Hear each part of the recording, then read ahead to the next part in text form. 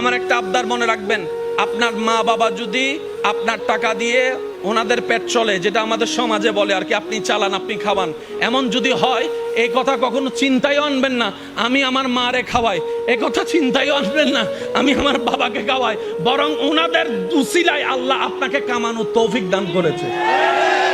মনে রাখবেন, মা বাবার জন্য প্রতি মাসে আপনার সামর্থ্য অনুযায়ী কিছু খরচ রেখে দিবেন।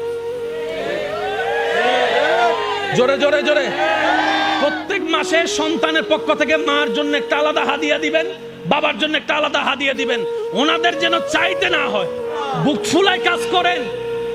মার জন্য দেন, বাবার জন্য দেন। ঘরে বউ থাকলে বউকে বলেন, ও বউ, তোমার মা বাবা রেখে আসছো, আরেক মা বাবা এখানে আছে, আমি আমার জন্মদাতা মা বাবারও খেয়াল রাখবো। ওই মা বাবার কারণে যে তোমাকে পেয়েছি, ওই মা বাবারও খেয়াল রাখার চেষ্টা করব।